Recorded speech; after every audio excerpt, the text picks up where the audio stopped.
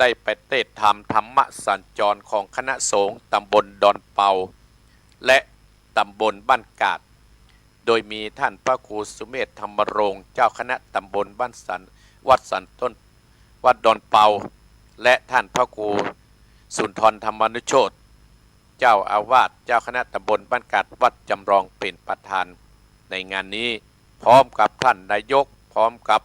หลายผู้หลายคนตลอดถึงท่านผู้ฟังทั้งหลายที่วัดป่าแดดเมื่อตะคืนศรัทธาญาติโยมมาขฝนตกศรัทธาญาติโยมวันนี้เช่นเดียวกันที่วัดอัตมาภาพก็จะมีงานตานสังฆทานประจำปีก็วันนี้ก็ได้นิมนต์ทุกเจ้าประมาณ50 ตนถึง3 เณรมารับกินรับตันในเดือน12เพื่อตานไปหาผีต้มผีตายศรัทธาญาติโยมเป็นแบบเบ้าโบราณที่ครูบาอาจารย์ได้ทำไว้อนุโมทนากับแม่พิสมัยเทพดำรงจังหวัดลำปางศรัทธาญาติโยมก็อนุโมทนาศรัทธาญาติโยมท่านตลอดถึงท่านพระครูที่อยู่ชุมพรตุปีอ้วนเนาะศรัทธาญาติโยมตุปีตะวันก็เข้ามาหลายผู้หลายคนเข้ามาพอศรัทธาญาติโยมแต่ว่าเพื่อกินสลักก็ไม่ได้ไปห่วงเพื่อนสักกรรมมาแล้วศรัทธาญาติโยมอัตมาภาพก็จะได้พูดได้จาศรัทธาญาติโยมในวันนี้ตะกี้ท่านสามเณรลักษ์ก็ได้จัดรายการผ่านไปต่อไปก็เป็นรายการของอัตมาภาพต่อจากอัตมาภาพก็เป็นท่านอาจารย์วรรณชัยวัดพุทธศรีคีรีศรัทธาญาติโยมวันนี้ที่วัดหนองเหียงด้านกินข้าวงายแล้วเป็นงานตานสั่งคัดทานหรือว่างานสลากประจำปีตานฮื้อปีเก่าเต้าน้ำเมินกินข้าวตอนแล้วจะเป๊กตุเจ้า2 ตนตุเจ้าวัดหนองเหียงประเดี๋ยวนี้มี5มี6มี7พวกตึงเดนครับเป็น4ก็มี11 ตนศรัทธาญาติโยม11 ตนอยู่ด้วยกันศรัทธาญาติโยมก็บางวันก็อาหารก็มีบางวันก็อาหารก็บะหมี่ก็ตามยถากรรมศรัทธาญาติโยมเนาะก็ได้รับความเมตตาจากศรัทธาวัดหนองเหียงเนี่ยช่วยกันใส่บาตรเลี้ยงตุเลี้ยงพระไปเจ้าภาพทำในวันนี้ก็นางสมพรรัตนังยมสมพรรัตนังป่าเมือดบ้านสันทรายอำเภอสันทรายเพื่อจักทำบุญตานทำผูก5สุดท้ายนี่ไปหาพ่อหาแม่หาพี่หาน้องเจ้ากรรมในเวรและก็แม่จันเพนคำโพธาแม่เฮียจังหวัดเชียงใหม่และพ่อสนานแม่จำจันสีร้อมบ้านส้มปอยก็อนุโมทนาโดยแม่จันฟองบ้านน้ำต้นและโยมธนกรโยมคนุภาพรอัมพูนบ้านสเนียงจังหวัดน่านก็ร่วมเป็นเจ้าภาพมาโดยตลอดอัตมาภาพขออนุโมทนากองบุญกองกุศลที่บรรดาศรัทธาได้ร่วมเป็นเจ้าภาพได้เอาปัจจัยเหล่านี้เป็นก้านน้ำก้าไฟเดือนหนึ่งศรัทธาญาติโยมปีนี้นี่อิดเนอศรัทธาญาติโยมอิดถึงทุกเจ้าอิดถึงศรัทธาที่เปิ้นอุปถัมภ์เพราะว่าเศรษฐกิจมันบดีศรัทธาญาติโยมก็เฮาก็ประคับประคองกันไปประคับประคองกันไปศรัทธาญาติโยมเนาะหลักธรรมเตือนใจในวันนี้ศรัทธาญาติโยมก่อนที่จะเทศน้ำเทศธรรมนี่หลักธรรมเตือนใจในวันนี้จงยอมให้คนอื่นได้เปรียบเฮาโดยบ่ต้องโต้เถียงเขาแล้วท่านจะเป็นผู้ชนะอย่างถาวรหมายความว่าเฮาจะชนะความทุกข์ใจได้อย่างถาวร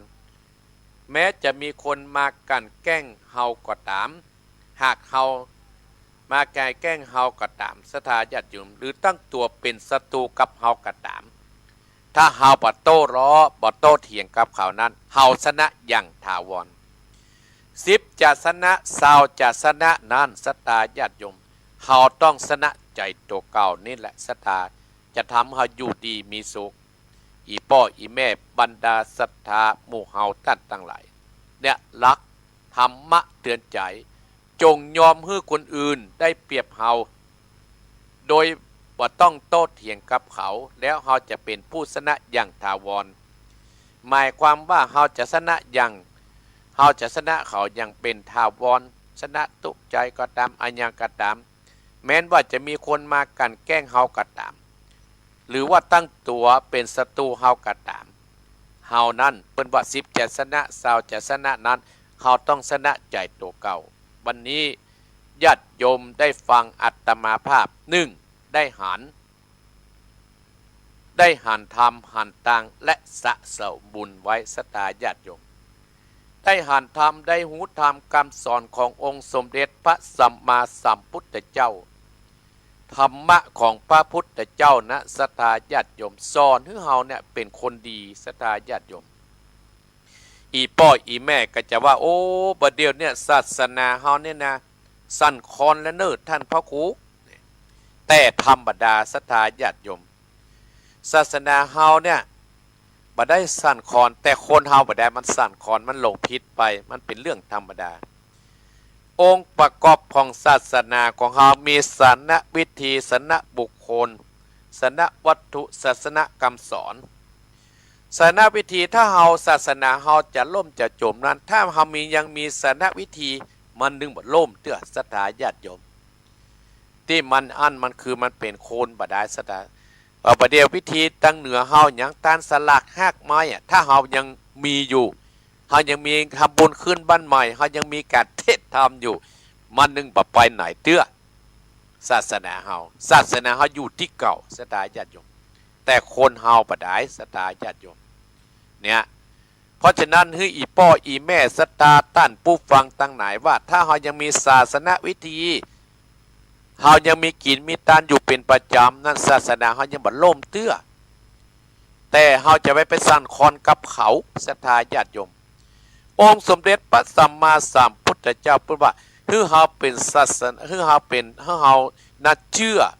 อคำสอนอย่างมั่นคงจะไปสั่นคลอนไปกับเขาศาสนาบุคคลศรัทธาญาติโยมมันเป็นเรื่องธรรมดาเรื่องบุคคลเป็นเรื่องธรรมดาเรื่องบุคคลเนี่ยเป็นเรื่องธรรมดาอีพ่ออีแม่บุคคลเนี่ยเป็นเรื่องธรรมดาอีพ่ออีแม่เราไปเก็บลมยายเก็บมะม่วงกะเก็บลมยายเอามาปุกนึงถ้ามันเป็นแบงอีพ่ออีแม่จะกินกะถ้าไปเก็บขว้างเขาก็ไซขว้างไงกะเขาก็กินอาเกนที่มันหน่วยมันดีๆพระสงฆ์องค์ข้าเจ้าโอ้มันจะเห็นนักอยู่ศรัทธาญาติโยมมันอยู่เห็น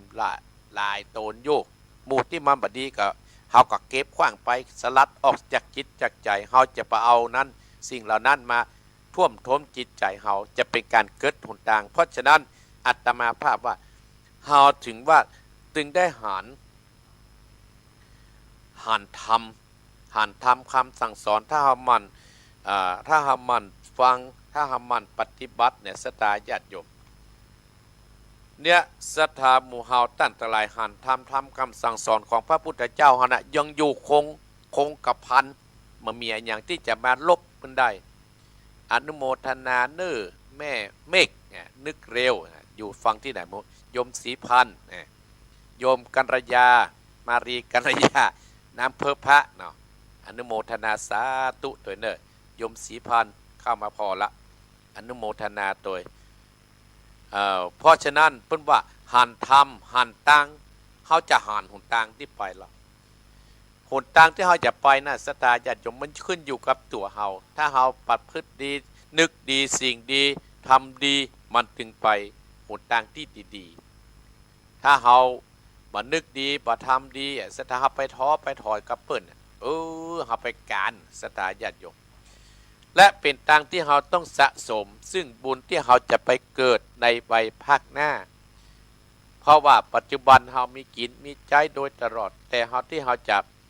ไปในภาคหน้าเราได้ฟังแล้วเราได้สะสมบุญซึ่งกุศลแล้วมันก็จะเป็นบุญเป็นกุศลกับเราอย่างเป็นว่าการทำบุญทำทานได้แก่การสละทรัพย์ของตัวเก่าที่มีอยู่เพื่อแก่คนอื่นคือเขานั้นมีความสุขมีองค์ประกอบถึง3อย่างก่อนศรัทธาญาติโยม3ประการยิ่งจะได้ผล1วัตถุทานที่เขาได้มาจะต้องบริสุทธิ์2เจตนาในการให้ทานอย่างวันนี้พี่น้องคณะศรัทธาวัดหนองเหียงเฮานะเปิ้นมีเจตนาจะให้ทานในวันนี้3เนื้อนาบุญต้องบริสุทธิ์ศรัทธาญาติโยมทั้งหลาย3ประการเนี่ยวันนี้อาตมาภาพจึงจะได้นำทำมรดกทำกำเมืองโดย มีท่านเจ้าภาพนางสมพรรัตนังบ้านประเมือนสันทรายแม่จันเพนคำโพธาแม่เอียดเจียงใหม่และพ่อสนันแม่จำจันสีร้อมบ้านสมปอยและแม่จันฟองบ้านน้ำต้นและโยมธนกรโยมคนุภาพรอัมพุนบ้านเสนียงจังหวัดน่านเพิ่นได้เป็นเจ้าภาพไว้สตาญาติโยมขออนุโมทนาละตีห้าแล้วเนอสตาญาติโยมตีห้าแล้วอนุโมทนากับสถานเพิ่นได้เข้ามาพอบมากอยเนาะเห็นกำเฮาก้อยโทอู้กันเนอสตาญาติโยมอันนี้อาตมาภาพก็จะได้เทศน้ำเทศธรรมคือศรัทธาธรรมกรรมกาดำเนี่ยศรัทธาญาติโยมเป็นธรรมผูกสุดท้ายเลยเนอะติดหน้าก็จะเป็นธรรมสอนทำกรรมทำกรรมกาดำโอ้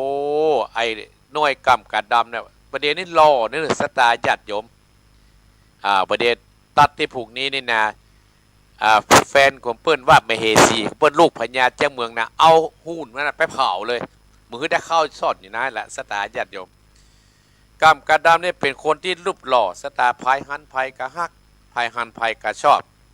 เนี่ยศรัทธาญาติโยมกรรมกาดำนั้นจะเป็นจะได้ก็เจิญบรรดาศรัทธาท่านผู้ฟังทั้งหลายได้สลับรับฟังณบัดนี้เน้อณบัดนี้ศรัทธาญาติโยมก็ปากันตั้งอกตั้งใจสลับรับฟังณบัดนี้เน้อเอาแล้วเน้ออาตมาภาพจะเทศแล้วนะนะโมตัสสะภะคะวะโตอะระหะโตสัมมาสัมพุทธัสสะตโตโพธิสัตโตปัสสัตตังนิทิตาติสัตตะโอตุดัสสะโพธิสัตตังหลายตั้งยิ่งใจอันหมู่อันนั่งอยู่ฟังตามนะดังสัตตานิวิตาโยจุงปากันกัดตามใจมันอย่าเกิดสอดดันไปตั้งใดตั้นตั้งลายแปลงใจติดต่อลิงลุลัวตัวธรรมนะจะจากกรรมน้อยใจจะสืบสายใส่คนใดจะเอาของดำไหลมาแล้วปล่อยบิดาตั้งกะญามันเตี้ยงอย่าได้นั่งเงียงไปมาโอ้บรรเทาจะเปิดเนื่อยเสียนั่นแหละนาเป็นนิยายเก่ากรรมเก็บบัดนี้จะมาถึงกรรมกาดำผูกตวนอาดีและนาบวชนี้น้องสัตตาตั้นตั้งหลายอยู่นางน้องพร้อมกันอ่องลวงไหลนั่งเรียงไหลเวทเป่ากันว่าเสียงบีดปาตนแล้วปะนอกแก้วปุติยานก็แก่เสือทิพย์อันเป็นกาดำนั้นออกอันพอกกะญากรรมกะดำแกออกเหมือนดังพอกเบียดตาหานาอยู่ป่าแล้วก็สะเด็ดภาคบินจานมีลูกไก่งามนาเหมือนเส้นกำหนอบพุทธังแก่เสื้อดำกำออกผ่านเสือ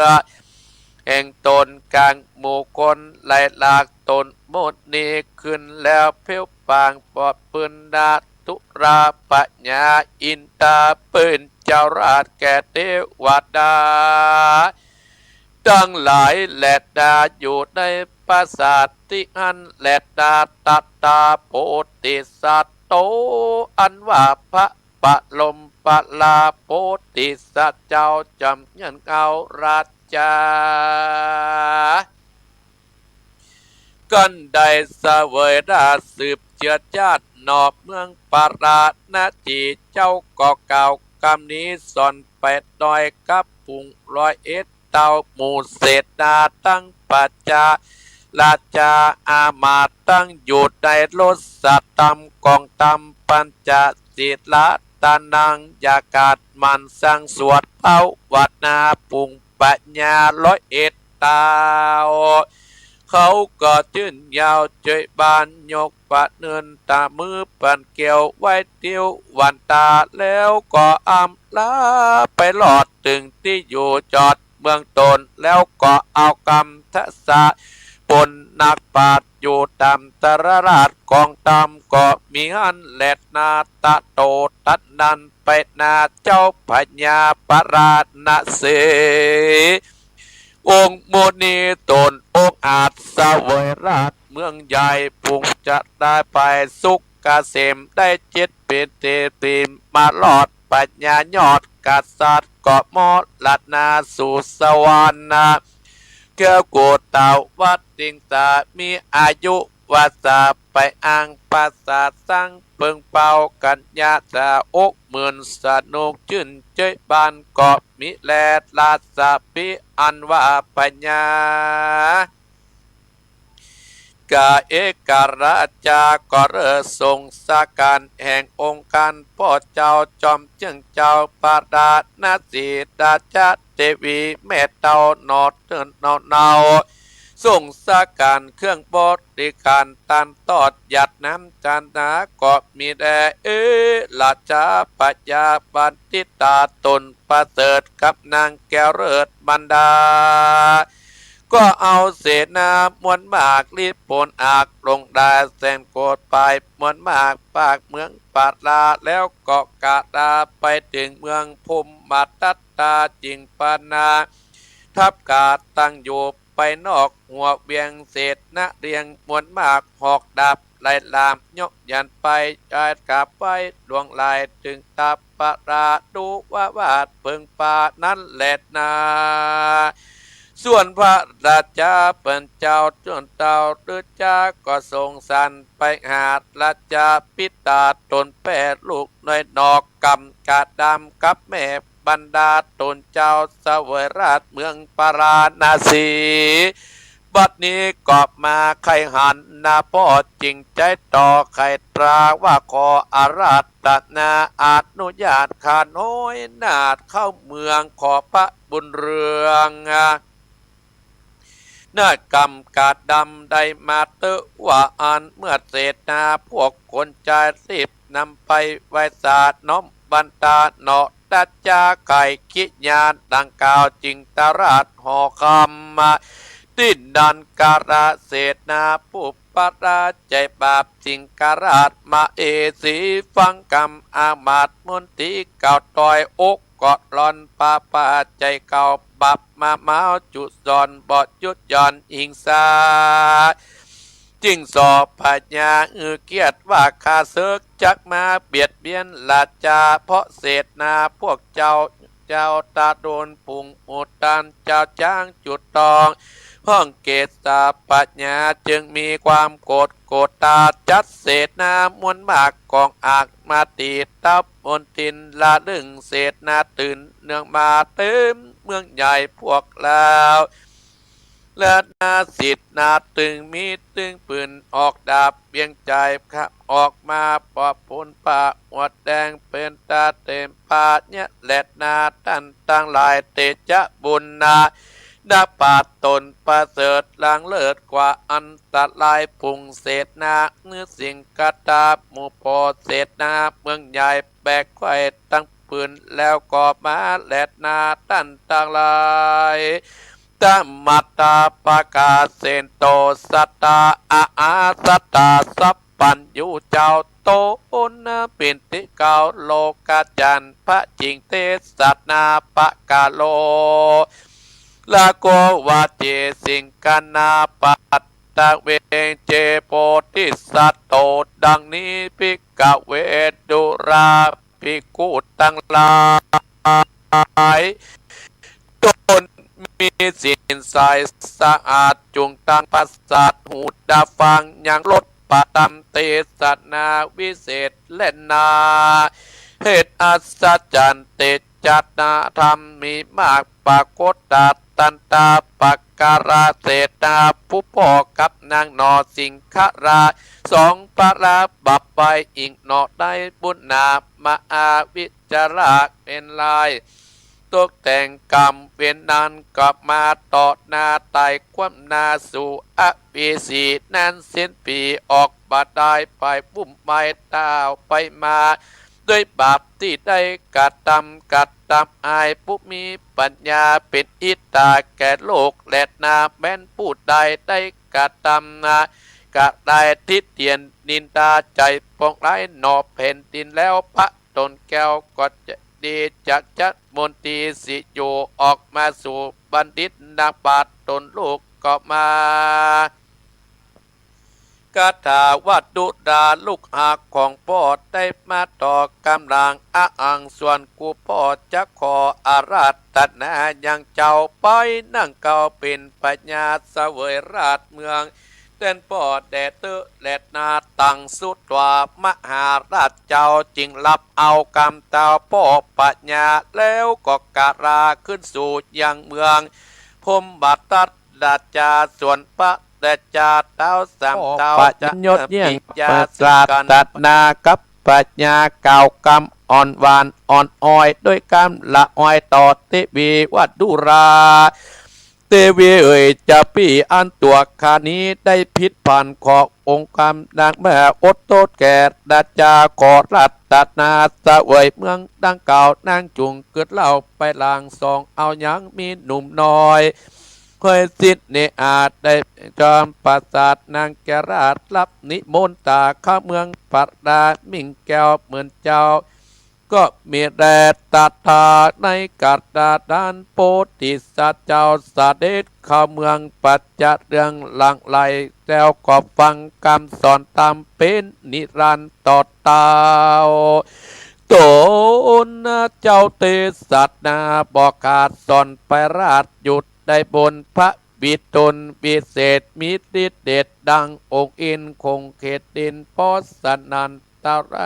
อย่างนานสมบัติของบอดได้อดสวายสวดดีบอดีทุกขีสักญาติพุงปัจจาราชจมเจอและพระอุดมพันแปวเสวยแล้วกองธรรมมากองธรรมและนามีบอดหน่อยเป็นตีต้อยหยาดลงมาจัดดาบอกกาศตามปาเพณีและนาก็มีโดยประการดังกล่าวมานีพมบัตตโตส่วนว่าพมบัตตดาจากับนางราชาเทวีเสวยบุตรีเอ็ดอ่างจำจังจันเสวยเมืองเตจะเรือง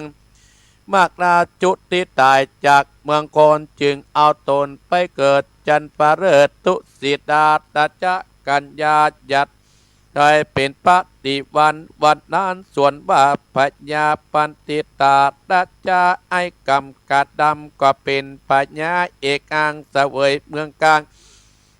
นาสีกับแก้วยอดมาเอสีเทวกัญญาดีองอาจนองน้อยหน้าพิมปา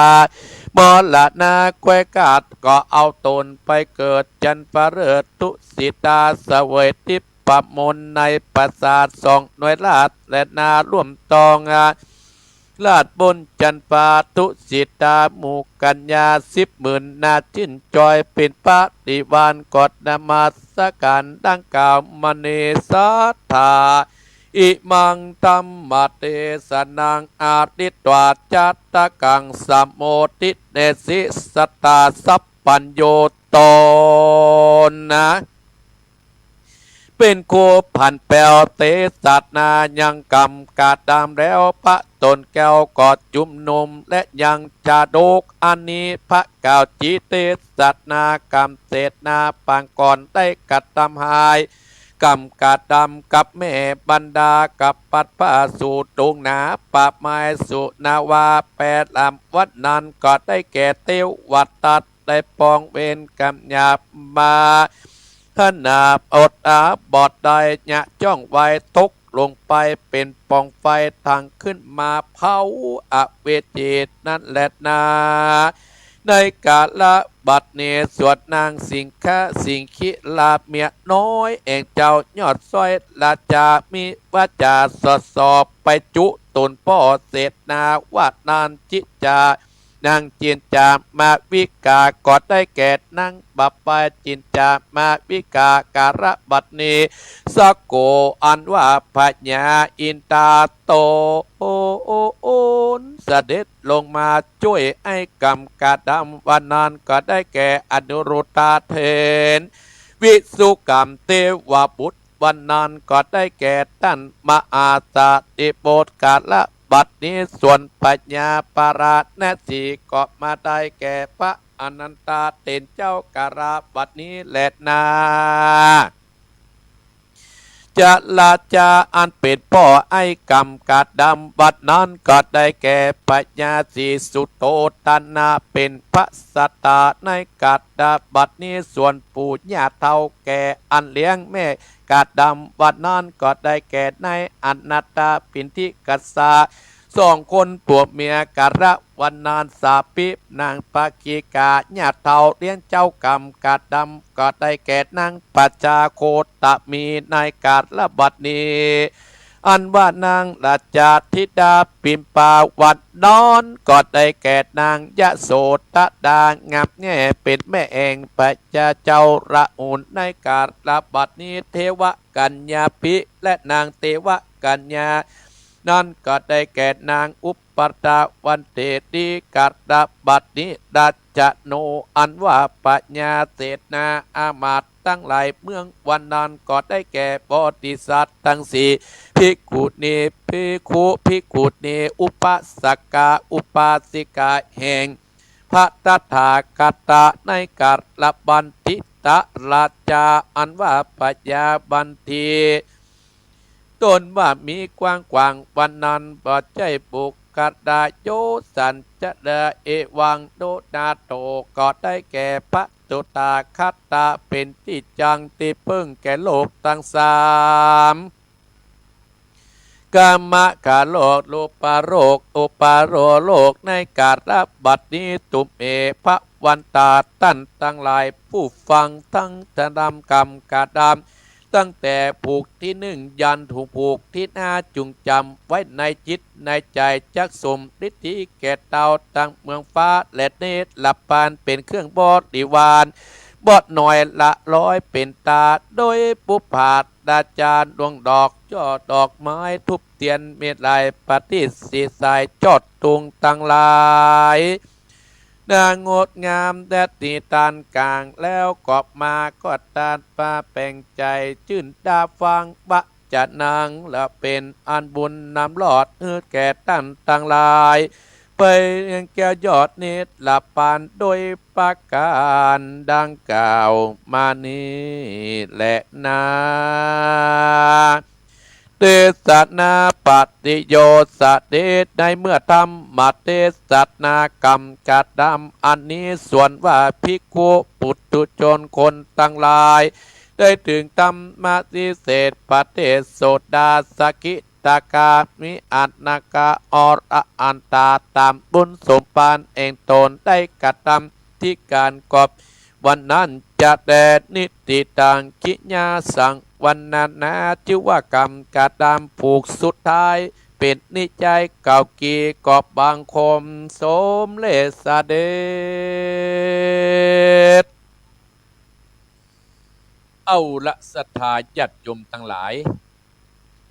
บรรดาพ่ออุ้ยแม่อุ้ยพ่อออกแม่ออกพี่น้องคณะศรัทธาท่านผู้ฟังทั้งหลายที่ได้ในฟังรายการบรดกธรรมกำเมืองอีพ่ออีแม่ท่านผู้ฟังทั้งหลายโอ้ศรัทธาญาติโยมคนเข้ามาพอคณะอาตมาภาพปากาอันหลายมันเนาะกี่ไปตามกันโอ้ก็ที่หายไปศรัทธาญาติโยมทำกรรมกาดำศรัทธาญาติโยมเตี้ยอาตมาภาพเทศตั้งแต่วันติดเทศวันนี้เป็นธรรมผูกสุดท้ายอาตมาภาพก็อนุโมทนากับบรรดาท่านเจ้าภาพที่ได้เป็นเจ้าภาพทุกผูกที่มาบางครั้งอาตมาภาพอาจจะไปได้เอ่ยนามมากดีก็ขอสุบมาอาภัยกับศรัทธาป้อดาป้ออุ้ยแม่อุ้ยป้อออกแม่ออกท่านผู้ฟังทั้งหลาย อย่างตะคืนนี้อาตมาภาพได้ไปเทศธรรมสัญจรของตำบลบ้านกาดตำบลดอนเปาสถาญาติโยมบางครั้งก็อาจจะไม่ได้ตักตาปลาสายอีพ่ออีแม่บรรดาพ่ออุ้ยแม่อุ้ยFC ที่ฟังอาตมาภาพทุกเจ้าวันติดก็ขอสุมาอภัยตัวเนาะเพราะว่าคนมันหลายสถาญาติโยมอาตมาภาพก่อนที่จะออกวัดวันตะวาโฟนตกสถาญาติโยมไปถึงปูนโพนึกว่าฝนจะตกแต่ฝนมันก็เป็นใจให้อีพ่ออีแม่ได้ฟังน้ำฟังธรรมแต่คืนนี้อาตมาภาพได้นำสาระคำสั่งสอนขององค์สมเด็จพระสัมมาสัมพุทธเจ้าเป็นปริศนาธรรมได้อูดได้จ่าให้สถาญาติโยมพี่น้องตำบลสันตำบลดอนเปาตำบลบ้านกาดภายนอกนั้นก็หมายมีท่านปออาวุโสเป็นประธานพร้อมด้วยท่านนายกเทศบาลตำบลบ้านกาดท่านนายกอบตบ้านกาดได้เป็นประธานในงานตลอดถึงป้อกำนันก็ได้มาเป็นประธานถึงภายนอกภายในนั้นก็ไม่มีท่านเจ้าคณะตำบลดอนเปาและท่านเจ้าคณะตำบลบ้านกาดหลวงพ่อท่านเจ้าคณะอำเภอแม่วางสถาญาติโยมพี่น้องคณะสถาเพิ่นไปกันนักกันหลายอาตมาภาพก็เลยมั่นใจว่าศาสนาเฮายังอยู่เหมือนเก่าอยู่หันว่าอีพ่ออีแม่เนี่ยไปฟังน้ำฟังธรรมกันเมื่อตะคืนนี้นักมีตึงลงทานมีตึงไหลเลิกกับปอก9 โมงสถาฝนกับบตกฝนก็เป็นใจฮะเนี่ยก็อนุโมทนาขอบคุณท่านผู้ฟังทั้งหลายและอนุโมทนาท่านเจ้าวาดวัดป่าแดดพร้อมด้วยคณะกรรมการป้ออาจารย์ได้นิมนต์อาตมาภาพไปเทศนาเมื่อตะคืนพวกปุตตานข้าวสารปิดแก่นจะได้มาเลี้ยงตุเลี้ยงพระวัดหนองเหียงสถาญาติโยมและวันนี้เช่นเดียวกันสถาญาติโยมบรรดาพ่ออุ้ยแม่อุ้ยพ่อออกแม่ออกพี่น้องคณะสถาท่านผู้ฟังวันนี้คณะสถาวัดหนองเหียงเกาะจะได้กินสลากตานสั่งประจำปีตานฮือผีเก่าเน่าเนินที่เพิ่นได้ตายล่วงลับดับขันไปเดือน12เราสถาญาติโยมก่อนจะได้ตานเป็นประจำปีหน้านี่ให้เอาเดือน12เพลงและสถาญาติโยมจะเอาพร้อมเดือน12เพลงมันง่ายดีจะพร้อมกันเดียวคำเดียวพุ่มเดียวมันแล้วไปเลยอินดูสถาป้อออกแม่ออกสถาญาติโยมปีหน้าถ้าอยากพร้อมกันละเนี่ยสถาญาติโยมเฮากับกินเฮากับตานทำบุญกันไปเตอะการที่เฮาสร้างคุณงามความดีเพราะว่าตกน้ำบะไหลตกไฟตึ้งหม่ไม้อีพ่ออีแม่อย่าตมาภาพว่าหับมานักตักปะเต็มเข้มปะจิตมืดสนิทนะกันหับมานักก็คือหับความดีเฮาเกิดมาแล้วเฮาสร้างคุณงามความดีไว้กับบ้านกับเมืองเนี่ยหับมานักหับคุณงามความดีไว้เฮาจากโลกนี้ไปเปิ้นก็จะอวดจะอ้างหับมานักตักปะเต็มก็เหมือนกับคนเฮาเนี่ยสถาญาติโยมมันตึงมีกระสิ้นปอจากหั่นเป็นหั่นจากหั่นเป็นหั่นจากนี่เป็นหั่นถ้าเฮาฮู้จักเอาถ้าฮู้จักทำมันก็บ่เดือดร้อนแต่ถ้าเฮาบ่ฮู้จักเอาบ่ฮู้จักทำมันก็จะตามเฮาเดือดร้อนถ้าเฮาพอดีมันก็บ่ทุกข์สถาญาติโยมเข้มบัดจืดก็คือความฮักของครูบาอาจารย์ฮักป้อออกศรัทธ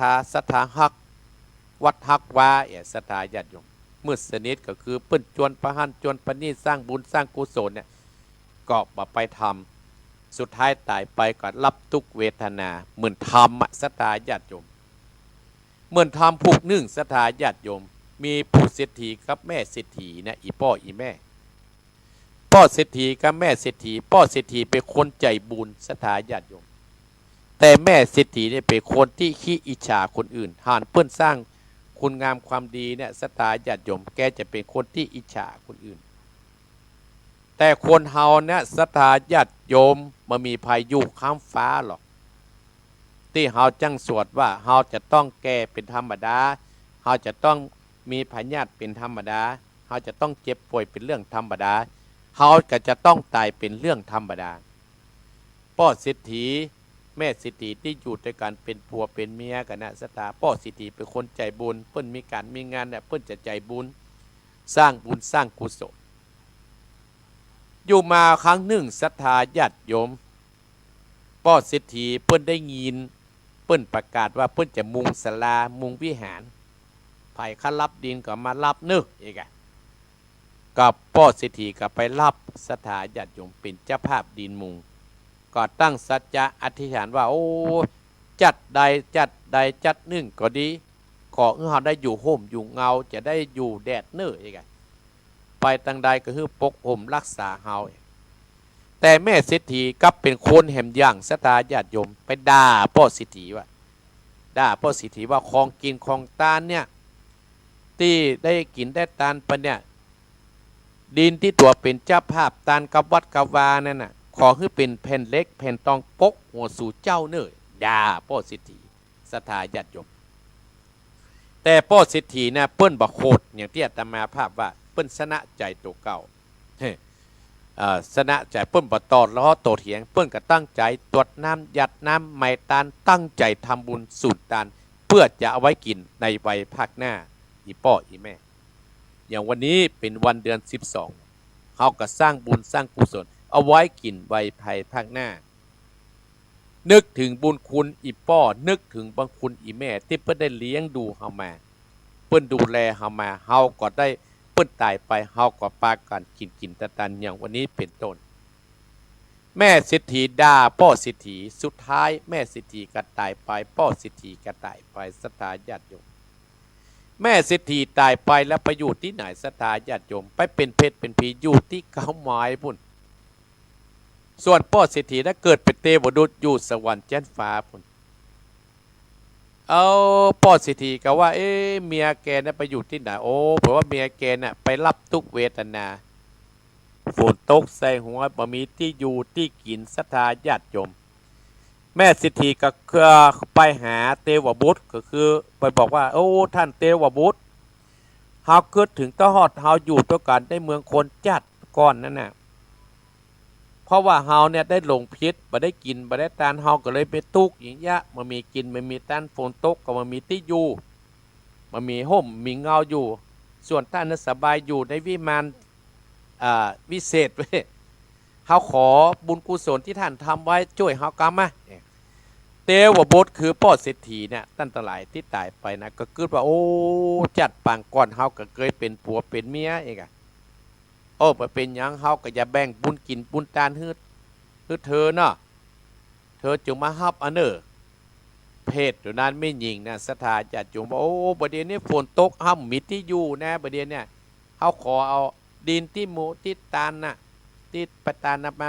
เป่งที่เฮาอยู่กันไหมเฮาจะไปพกที่อยู่ที่กินเฮานอนก็บ่ได้ฝนมันตกศรัทธาญาติโยมเทวบุตรก็ได้เอาดินด้วยอานิสงส์กับแป๊บมาอยู่องค์มือเอาดินว่าจะไปฮื้อเอาไปมุงเฮือกับแม่เศรษฐีที่ได้อยู่ดีกินดีแม่เศรษฐีฮับจากมือเทวบุตรท่านทั้งหลายดินที่พ่อเศรษฐีเอาเป็นที่ทำบุญมาก่อนกลายเป็นแผ่นเล็กแผ่นตองมุงหัวเพศแม่หญิงคนนี้ศรัทธาญาติโยมเหมือนกับกำปากที่ได้ไปด่าพ่อเศรษฐีแม่ติดเมื่อก่อนว่าอานิสงส์แห่งการตานดินเนี่ยคือกลายเป็นแผ่นเล็กแผ่นตองมามุงหัวสูเตอร์เนี่ยผลปรากฏว่าแม่เศรษฐีไปขอบุญกับเทวบุตรพระบุตรผ่านจากมือไปก็เกิดเป็นแผ่นเล็กแผ่นตองมุงหัวของแม่เศรษฐีที่เกิดเป็นเพศปีรับทุกเวทนาจนเสี่ยงกับศรัทธาญาติโยมจึงจะได้ไปเสวยผลที่เพิ่นได้ทำไว้อันเนี้ยตามที่เพิ่นได้ว่าตามที่มันได้ด่าผัวที่กินตาลเพราะฉะนั้นเพิ่นถึงกินตาลนะเพิ่นหื้อด่าก่อนพ่ออาจารย์ถึงได้เวียนตาลสุมาควตาลศรัทธาญาติโยมอันนี้อาตมาภาพนำมาเล่าเพื่อศรัทธาอีพ่ออีแม่ที่กำลังฟังอาตมาภาพอยู่ที่มีเป็นเจ้าภาพอย่างที่อาตมาภาพเขามีเจ้าภาพนางสมพรรัตนางบ้านป่าเมือดเนี่ยแม่จันเพนคำโพดาแม่เฮียเจียงใหม่พ่อสนันแม่จำจันสีร้อมบ้านสมปล่อยแม่จันฟองบ้านน้ำต้นโยมธนกรโยมคนุภาพรอัมปุลบ้านเสนียนจังหวัดน่านที่กำลังฟังปุตเนี่ยศรัทธาญาติโยม และขอบคุณแม่ที่ได้เข้ามาพอตังเพชรตังลายโดยเดี๋ยวที่ลำปางเนาะก็นี้ท่านี้ก็จะไปแวะน้ำทำคำสอนศรัทธาญาติโยมกำกาดำผูกสุดท้ายไอ้กำกาดำนะศรัทธาญาติโยมก็ได้ถอดกำสุดออกซองนางกัญญาก็นางปิมปาที่อาตมาภาพซองเนี่ยก็เลยเอาสุดนั่นน่ะกำกาดำไปเผาเจ้ากำกาดำเลยเข้าหุ่นมาได้ศรัทธาญาติโยมหุ่นเอาไปเผาเลยโอ้กำกระดำก็เป็นที่โอ้เป็นคนรูปหล่อคนทั้งหลายก็โอ้อย่างอันอย่างอี้ศรัทธาญาติโยมอยู่มาบ่เนินบ่นานเพิ่งก็ขึ้นไปเสวยเมืองเป็นเจ้าเมืองปราณสีเจ้ากำกระดำก็เลยเกิดถึงนางญาติเท่าปักขิกาสถานที่เลี้ยงดูมาที่เมื่อก่อนที่นายท่านก็นำไปอยู่ในหัวในเวียงศรัทธาญาติโยมแล้วหูข่าวแม่อยู่หันก็นำไปเอาม้าเอาจ้างเอาม้าไปฮับแม่มาอยู่แหมศรัทธาญาติโยมทั้งหลายได้มาอยู่สบายจมเจ๊ไหลหางดงมาแล้วหันเนี่ยศรัทธาญาติโยมโอ้คนหลังจากนั้นเจ้ากำกระดำได้เป็นพญาเจ้าเมืองแตนเมืองปราณสีก็ได้อู้ได้จ๋าเพื่ออยู่ได้รสพิษรสธรรมโดยอยู่ตามคำสั่งสอนขององค์สมเด็จพระสัมมาสัมพุทธเจ้าบอกคือหมู่101 เมืองที่มาต้อนรับศรัทธาหมู่101 เมืองทั้งหลายกับปิกไปบ้านก็อยู่ได้ศีลกินธรรมบ้านเมืองก็จุ่มเย็นเหมือนเจ้าเมืองกำกระดำปกครองบ้านปกครองเมืองเนี่ยศรัทธาญาติโยมโอ้เจ้ากำกระดำก็เลยเกิดเติงหาพ่อของเปิ้นที่อยู่เมืองพรหมทัตราชาปุ่นก็เลยยกทัพจากเมืองปราณสีเนี่ยไปเมืองนี้ไปแหมศรัทธาญาติโยมแต่งจะมาสู้กับโอ้ปีปู่พญาปู่ศินาอามาตย์ที่เป็นคนที่แป่งกรรมดีๆเนี่ยไปจุเปิ้นเนี่ยว่าประเด็นนี้ข้าศึกมาอย่างอันอย่างอี้เนอเอกศรัทธาญาติโยมยกทัพมาอย่างอันอย่างอี้เนอไปจุเปิ้นนะคนขี้จุเนี่ยศรัทธาญาติโยมคนขี้จุเปิ้นผิดกันเนี่ยมีตั้งครั้งดำเนินครั้งพุทธกาลนานมาแล้วนะศรัทธามันถึงปัจจุบันนะที่จุเปิ้นเถียงกันเนี่ยถ้าจะเป็นปู่ศินาอามาตย์คนนี้นี่ไปเกิดเนี่ยศรัทธาญาติโยมทั้งหลายหลังจากนั้นศรัทธาญาติโยมอีพ่ออีแม่พี่น้องคณะศรัทธาต้านผู้ฟังทั้งหลายโอ้ก็ได้พบพ่อพบแม่พ่อเปิ้นก็เลยว่าโอ้ก็ขอโทษเนิ่อที่พ่อได้ลงเพชรไปลงฟังกรรมโคนที่เปิ้นมาสอนซอให้เฮาได้ผิดได้เถียงลูกได้หนีออกจากบ้านจากเมืองไปเล่าตั้งแต่ต้นจนจบศรัทธาญาติโยมทั้งหลายเล่ากันจนต่างๆนานาจนจบศรัทธาญาติโยมสุดท้ายเนี่ยเจ้ากรรมกระดำก็เลยได้เสวยเมืองถึง2 เมืองพรหมทัตราชากับเมืองปราณสีกับมหิสีกับพ่อกับแม่ก็อยู่ทุกกันที่แรกก็แม่จันตะทีวีกับบักแต่งเล่นตัวให้นะศรัทธาญาติโยมเจิญพ่อพญาอู้และเจิญจ่าอ่อนก็ได้ไปอยู่ด้วยกันพร้อมหน้าพร้อมตาศรัทธาญาติโยม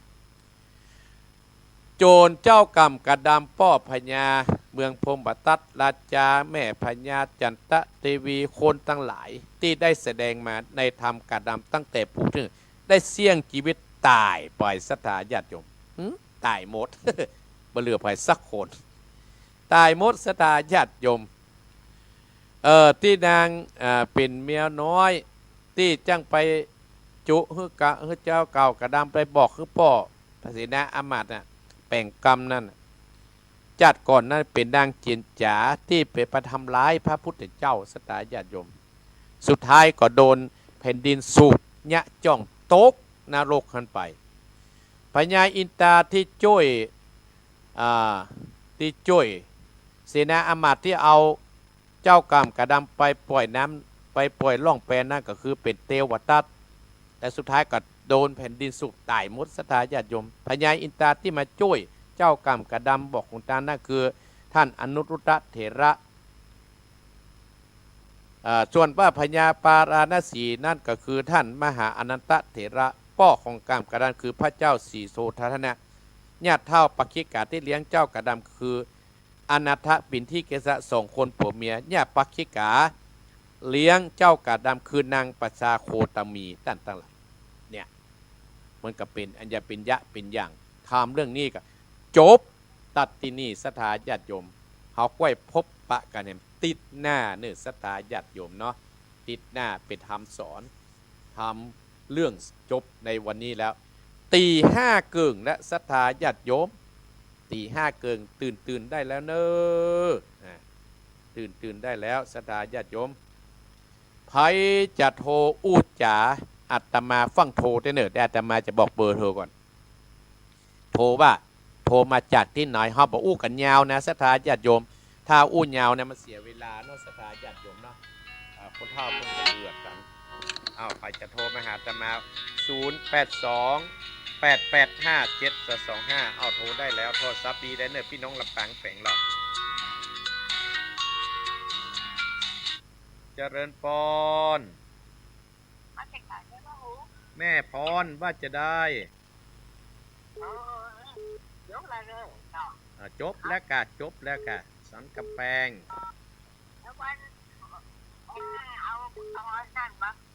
เอาหยังฮะกำผ้าบดตองใจเสาะหางเนอะมาเกิดเป็นโคนนั่นเนาะแม่มาเกิดเป็นโคนนั่นเนาะ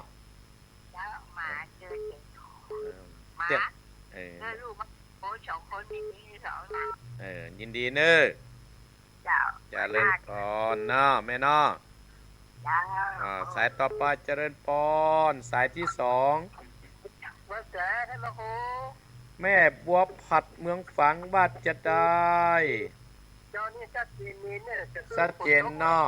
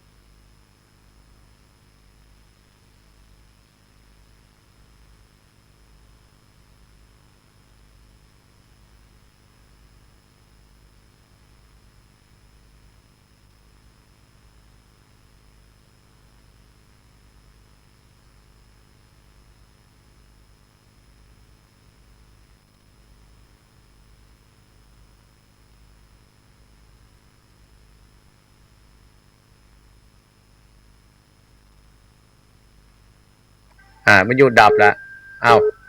มาใหม่ละสุมาเนอะมันอยู่ไปแล้วเนาะ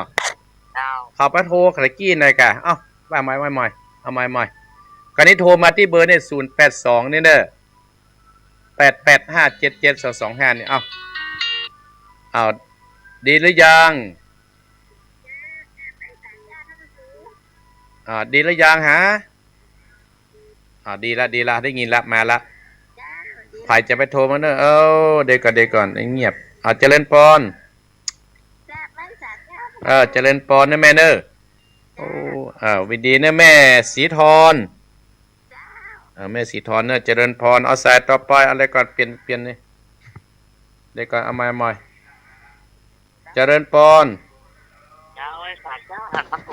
โอ้แม่นิดกันเนี่ยแม่นิดกี่มันอยู่ดับกับการพ่อขาโทรเข้าเครื่องใหญ่นะบ่ใครเอาเบอร์โทรขึ้นไงคนเฒ่าจะไปโทรเข้าเบอร์ที่เครื่องใหญ่โทร082นี่กะ0828857225ยินดีนะแม่นิดเนอร์ได้ยินเสียงจังเปิดกำลังใจนะเจ้าเจริญพรเอาสายต่อไปเจริญพรนมัสการครับอาจารย์โยมครับผมนกร ชัดเจนดีกอ ชัดเจนครับผม อ๋อตื่นมาเดียวนี้กันเนี่ยเสียงอ้อย วันนี้กินสลากเหรอวันนี้ได้ยินว่ากินสลากอะไร ๆถ้ากินสลากฝนก็ตกขนาด บ้านฝนตกก็ ไปโต๊ะครับ อ๋อนี่ตกเลยนะครับ ตกตั้งแต่คืนมัน ครับขอโทษนะป้าอาจารย์วันนี้กินสลากเหรอค กินสลากการสัง อืม ก็มาวันที่หนึ่งอ่ะเป็นที่หนึ่งก็มาวันที่หนึ่งพฤศจิกานะ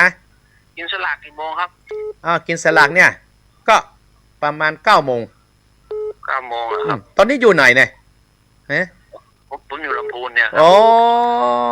อยู่ลำพูนนึกว่าอยู่น่านเนี่ย ผมมาเมื่อวานเนี่ยครับ อ๋อมาบ่อยนะอนุโมทนานะโยมธนากรนะ ผมมาโชคดีสิงั้นผมมา มันอันเนี้ยว่าเพิ่นว่าบุญจักสรรเนาะ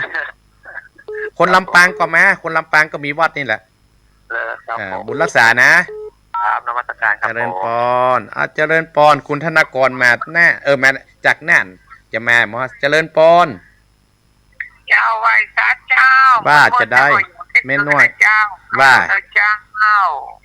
ว่าจะได้เจริญพรว่าจะได้ ทำยุติเก่าผูผู้หนึ่งจะโทษไปบอกท่านว่ามีอย่างป่องนี่เนาะเจ้า ว่ามา เอาว่ามาก็ได้เนาะ มีผักตัดหาสิน มีอุบายเลิศแล้วยืงกาแก้วมรณาอานิสงส์เป็นพระคุณพ่อแม่ขันตีอยู่ไหนเสือตายเสือนอน ลูกเหล็กหลากลืมอย่าถือนุ่นหิ้วติวหินพาสังเวชคำสอนแล้วก็มีอานิสงส์เขาอาจารย์มีอยู่เก่าหูมันมีโคกพระเจ้าของท่านมีอยู่พระเจ้า มันยังมามีทำหมูนี้มามีเนอร์ อ๋ออันวันติที่ยายต่อฝากไม่กล้าไปไหวที่วัดปักตั้งเจริญเนาะ ได้โอเคเนาะ เอาไว้ติดเจ้า บุญรักษาเจะเลิญพร มาเจ้า เจริญพรสายต่อไป0828857225เจริญพร ไปทราบเจ้าท่านพระครูพังอยู่เนอจากลำปางเจ้ามันไหลนั้นน้อยแม่น้อยเจ้า แม่น้อยนานแล้วแม่น้อยปฐมแม่แน่ เจ้า แม่น้อยวันนั้นไปลำปางแบบปฏิบัติอันเนี้ยบรรพตสถิตอ่ะ มาได้ไปเจ้า แน่บัดได้ปล่อยเนาะกับพ่อ เจ้ามาได้ไปท่านพระครูเจ้า บุญรักษาแม่น้อยเนอ เจ้าสาธุเจ้า บุญรักษาสายต่อไปเจริญพรครับไว้สาธุพระครู พ่อบุญตันว่าจะได้ จะได้ก็ฟังอยู่นี่นะครับ ฟังเนาะฝนตกก็ที่บ้านเฮา บัตรกครับ แต่คืนนี้ตกเนอะแต่คืนประเทศทำกับตกประเทศทำธรรมสัญจรครับ บุญรักษาพ่อเนอ ผมมีการมีงานอย่างตะกอนผมมาละสัก น่ากลับมาเป็นหยังเนาะ ไป ตาม บัดเดียวท่านเฮ้ยไปไหนก็มาลุก ตามเหตุการณ์นะพ่อเนาะ ครับบุญรักษาพ่อเนอ ครับไม่สา เจริญพรตอบมาสายเจริญพรขอบคุณไอ้เจได้เกาะสัญญาณใหม่นะไอ้เจเจริญพร ไว้สาเจ้าท่านพระครูเจ้า แม่ยัง แม่ไข่แก้ววงข้างเจ้าโทรมาจากบ้านบก5ตำบลนครศรีเจ้าโทรมาจากอยู่เนอเจ้า แม่ไข่แก้วอนุโมทนาศพคุณนักให้แม่เนอ เจ้าไว้สาเจ้าสาธุ เจริญพรภัยจะโทรก็โทรเข้ามาเนอเจริญพร0828857225มาอีกแล้วเจริญพร เจ้าว่าสาเจ้า แม่หลวง โทรยากจังเลย แม่หลวงนึกว่าลืมกันแล้วเนี่ยฮะ บ่ลืมเจ้าถ้ามีโอกาสจะไปอยู่นะ ยินดีกับที่นำเพิ่นมากินมาตานเนอแม่เนอ เจ้า บุญรักษาแม่หลวงเนอ เจ้านะท่านด้วยกำลังใจด้วยเด้อ ขอบคุณนักเนอนั่นโดยหลอกมาแล้วเจริญพรนะแม่เนอ เจ้าว่า เจ สา ริ เจ้า ญพรเจริญพร สาธุเจ้าท่าน อันนี้แม่สุทัศน์ เจ้า จะขึ้นแบบปล่อยกันแม่สุทัศน์ มีกู้ไปเฮ้ย คนนักเนอแม่สุทัศน์เนอ โอ้สา ธุตัวย นานเซมก็มีเรานานเซมเป็นโคซกฮะ เจ้า ยินดีเนอะ เจ้าสาธุท่าน บุญรักษาเจริญพรสายต่อไปเจริญพร เจ้าพระเจ้าท่านพระครูยังแม่ทองจำให้การนี้ไม่ใช่ทองเจ้า อ๋อ ชัดเจนดีได้ยินมั้ย แม่ยางแม่สายทอง แม่สายทองเจ้า โอ้หายไปเมินแน่เนาะ จ้าฟังกันแรก ยินดีนะแม่เนอะ คันลูก เออ ท่านพระครูพระข้าสบายเฮ้ยเป็น ตามการเวลา แม่ตามการเวลาเนาะ อย่างของฮอเพิ่นไปนั่นแหละ เออ เจ้า ดีละเนอะบุญรักษาแม่เนอะ เจ้า เจะ สา เริญพ ธุเจ้าร เอ้ายังใจเวลาอีก5 นาทีเนอะก็เดี๋ยวไอ้เจจะเจอนิมนต์ท่านอาจารย์วรรณชัยละจะออกถึงเอาไว้ที่เปิ้น10 นาทีสตาญาติโยมเห็น5 นาทีอ้าวเจริญพรเจริญพร ไปสาเจ้าแม่พังยูเนอร์ แม่อันยัง สมฤทธิ์เจ้า แม่สมฤทธิ์อันเปล่ากะ จังหวัดน่าน โอ้ เจ้า โอ้แม่สมฤทธิ์แน่นแม่แต่กี้คนนั่นก็จะไม่แอวนี่มื้อนั้นแม่สมฤทธิ์ เจ้า บ้านสันเนียนน่ะแม่อยู่บ้านหยังก็ อยู่บ้านอันห้วยม่วงเจ้า ห้วยม่วงแล้วอำเภอหยังแม่ อำเภอสาเจ้า โอ้อำเภอเวียงสามันคนละที่เนาะแม่เนาะ เจ้า บุญรักษาแม่เน้อแม่สมฤทธิ์เน้อฟังรายการติดหน้าใหม่นะ เจ้าไว้สาเจ้า เจริญพรแม่สมฤทธิ์จังหวัดน่านเจริญพร การทางโมครับ โอ้หลวงพ่อว่าจะได้ โอ้บางสัญญาณวันทุกคอไม่ค่อยดีอาจารย์ วันสุคอไม่ดีฝนมันตก เนี่ยมันจะเป็นผลนะอาจารย์เนาะ ฝนมันตกฝนมันตก มันไม่กล้าตอบไม่กล้าติดต่อเพราะว่ามันสัญญาณไม่แน่นอนฝนมันมีเนาะ สบายดี ป้าสบายดีครับอาจารย์ บุญรักษา เมื่อวานนี้ บุญรักษาเน้อ ครับ บุญรักษาครับเน้อเจริญพรเจริญพรสายต่อไป ครับจากพระครู ฮ่อนลุงโยมเชื่ออันยัง บอยสมยศแสงต้อย พ่อสมยศ อยู่หมู่6บ้านปูเวียงกว่าเป้าครับ โอ้พ่อสมยศฝนตกกับพ่อสมยศฮะฝนตกก็ฝนตกก็ ฝนตกตั้งแต่กลางคืนมา งานนี้ก็ตกนะพ่อเนี่ยทีนี้นะโอ้ยังดีสัญญาณยังดีนะเนาะ ครับผม อนุโมทนาพ่อสมยศเนอะติดหน้าขับฟังใหม่นะครับ ผม บุญรักษาเนอะเอาสายต่อไปเจะเริญปอน จะไว้สาเจ้าท่านพระครู แม่หลวงสายฝน เจ้า แม่หลวงว่าจะได้วันนี้ประดังได้ วันนี้เลยไปฉีดยาลำไย โอ้เป็นแม่เลี้ยงลำย่อยแล้วนั่นได้ จ้ามันเลี้ยงเงินหมื่นเลย มาหมุนตะก้อนเนาะ เจ้าแต่ก่อนนี่ม่วนมันดีนี่หมองม่วน มันไปตามเหตุการณ์บ้านเมืองเนาะ เจ้า เหตุการณ์บ้านเมืองก็อดเอาอยู่ต่อไปใจไปตามนั้นน่ะเนาะ เจ้า เฮามัธยัสถ์เห็นหน่อยมันก็อยู่ได้เนาะวัดก็อย่าอั้นนะบ้านก็จะอั้นถ้าบ้านสบายวัดก็สบายเนาะ ก่อนเนี่ยถึงการม่วนแก แม่ แต่ประเด็นนี้อิดหน่อยเนาะ อิดหน่อย มาเป็นอย่างอดอันเนอร์คือกำลังใจแม่หลวงสายฝนน้องพระขาว เจ้า เจริญพรสตาญาติโยมจะหมดเวลาแล้วนะ สัญญาณเปิ้นมาแล้วนะสตาญาติโยมเจริญพร เจ้าไว้สาเจ้า แม่ยัง ไม่เป็นสมัยเจ้า โอ้แม่พี่สมัยยังโทรได้แต่กี้หันในเทศนี่ โอ้ก็จะโทรได้เจ้า แม่สบายดีนะ เจ้าก็สบายดีวันนี้ กินสลากแม่ วัดพระครูมีอย่างเจ้า กินสลากที่วัดนี่ อ๋อแม่อนุโมทนาเด้อเนอเดี๋ยวแม่6 โมงนี่แม่ก็จะไปทำบุญ100 วันนะจ๊ะ บุญรักษา จอมบ้านแม่ก็จะไปธรรมะสัญจร บุญรักษาแม่เนอ เจ้าสาธุเจ้า คนลำปางกับมานอนนี่แล้วมาสลากเหมือนกันนะ บ้านประกอบคนน่ะ พี่พักรับรองนั่นทันพระครูแล้วจ้ะ การค้างงานต่อน้ำอยู่แม่ต่อน้ำห้องน้ำห้องส้วมยังไม่ได้นี้เลยรายงานนอกวันนี้รายงาน เจ้าวันนามีบุญให้ใจไปอยู่เนาะ แม่เอวเนอมาที่พักสบายเนาะเจ เจ้า ริญพรนะแม่เนอเจริญพรสายต่อไปเจริญพร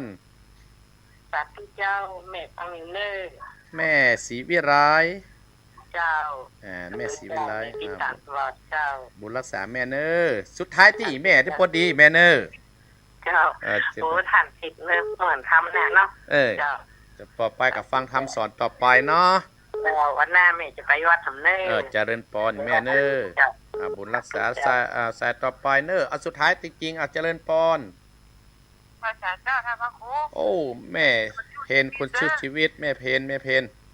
จากสถานวัดเก่าขอบคุณท่านพระครูที่มาตัดเปลี่ยนเด้อเป็นยังปีหน้าว่ากันใหม่เนาะบุญรักษาเอาละเน้อหมดเวลาเน้อเจ้าจะเริญพรแม่เพนคนชู้ชีวิตสตาญาติโยมเวลาหมด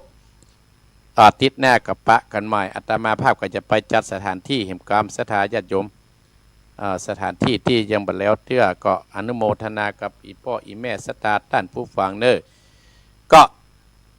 5:50 นาที48 นาทีพอดีสถาญาติโยมมันหมดแล้วนะเวลานะอันนี้ปัดฮับเตนเนอร์สถาญาติโยมเนอะมาฮับเตนเนอร์สถาญาติโยมเนาะเวลาหมดพอดีเนาะอย่างใดก็ดีก็อนุโมทนากับสถาท่านผู้ฟังที่โทรมาเนอะสถาญาติโยมท่านที่ฟังที่โทรมาทุกคนเนอะสถาญาติโยมอาตมาภาพอาจจะไม่ได้เอ่ยนามมาก็ดีก็อย่างใดก็ดีก็โอกาสหน้าก็โทรมาปะกันใหม่แม่พรสันกำแพง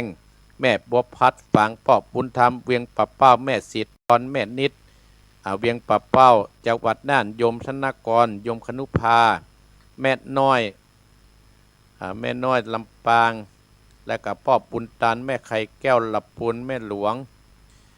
ตาโจกแม่สุทัศน์แม่เพนแม่ใส่ทองแม่สมฤทธิ์ห้วยม่วงจังหวัดน่านหลวงพ่อปางโมดแม่หลวงใส่ฝนพ่อสมยศเวียงปะเป้าแม่พิสมัยลำปางและกับแม่ศิวิไลโดยสเก็ตสุดท้ายที่หั่นอย่างใดก็ดีกับอาตมาภาพขออนุโมทนากับสถาญาติโยมที่ได้โทรมาให้กำลังอกกำลังใจอาตมาภาพวันนี้ก็ขอ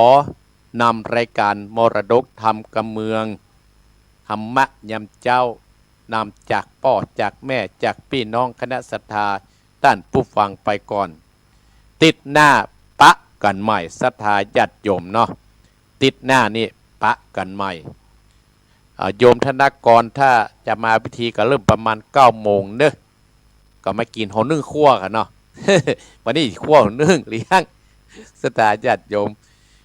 ตอนบ่ายก็มีการเป๊กตัวบวชพระบ่ายโมงศรัทธาญาติโยมธนกรถ้ามาก็ใส่บาตรพระใหม่2 ตนเป๊กตุกเจ้าอุปสมบทตอนกินข้างไงนี่ทำบุญสังฆทานงานสลาก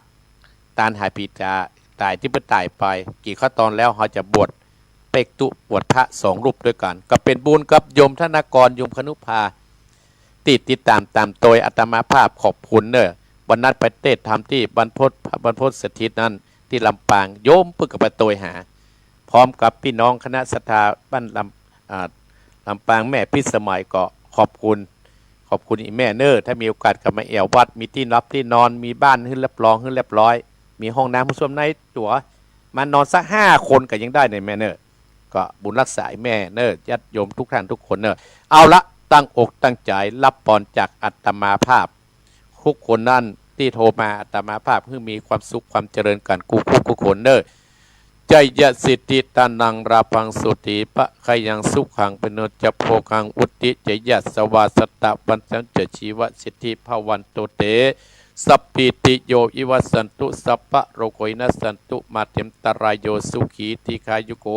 ภวะอภิวาทนะสีริสนิจังอุตตาปัจจายโนจัตตารโรธรรมาวัตตันติอายุวันโนสุขังพระลัง